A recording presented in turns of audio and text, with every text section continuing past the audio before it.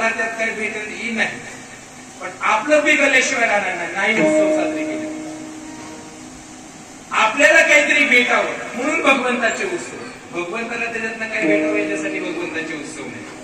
उत्सव का साजरे करायचे? ऐका, एकच वाक्य सांगतो. विज्ञान हे जीवनामध्ये समृद्धी देतं. विज्ञान जीवनामध्ये समृद्धी देतं. अध्यात्म जीवनामध्ये सुख, समाधान आणि शांती प्राप्त करतो. उत्सव याच्यासाठी साजरे करायचे की जीवनामध्ये या 3 गोष्टी जगामध्ये कुठं भेटत असतील तर या 3 गोष्टी जगात कुठंच भेटत नाही, एकाच ठिकाणी भेटतात. ते ठिकाण म्हणजे भगवान परमात्मा आणि भगवंताचे उत्सव.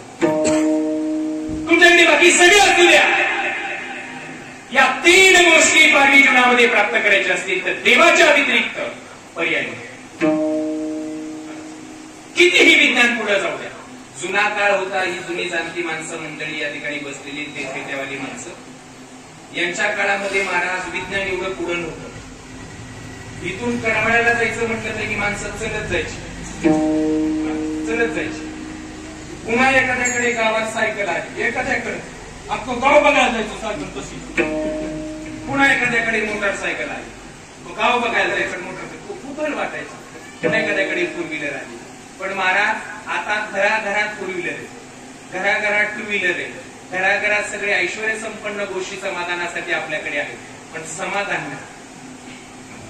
हे समाधान प्राप्त कुठं होत असेल तर त्याला जगात एकच पर्याय आहे, जीवनामध्ये महाराज तुम्ही बाहेर कितीही दिवस जीवन जगा, इथं आल्यानंतर तुम्हाला समाधान नसेल. मंदिराचा शब्दाचा अर्थच आहे. म म्हणजे मंगलता, द म्हणजे दिव्यता आणि र म्हणजे रमणीयता. जिथे मंगलता आहे तिथे दिव्यता आहे, जिथे रमणीयता आहे असं ठिकाण जर कुठलं असेल तर ते म्हणजे मंदिर आणि भगवंताचे उत्सव. किती जरी विज्ञान पुढे गेलं तर विज्ञानाला समाधान देता येत नाही.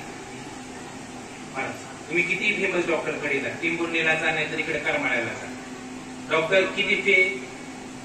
150. 300 घ्या, जाऊ द्या 150 घ्या, पैसे जास्त घ्या 300. त्याला म्हणायचं समाधानाच्या गोळ्या. ती म्हणेल अगं 2 सकाळी इंजेक्शन मी घेतोय तरी मला रात्री झोप लागत काय वेळ. किती विज्ञान पुढे जाऊ, देवाच्या व्यतिरिक्त पर्याय येत नाही. समाधान प्राप्त करायसाठी हे उत्सव आहे. पुढे चला. जीवनामध्ये शांती प्राप्त करायची असेल तर देवाच्या व्यतिरिक्त पर्याय शांती.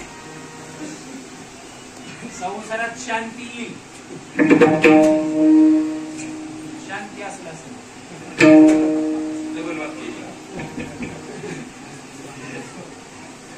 एखाद्या शांती येऊ शकते लग्न झाल्यावर, पण शांती नाही.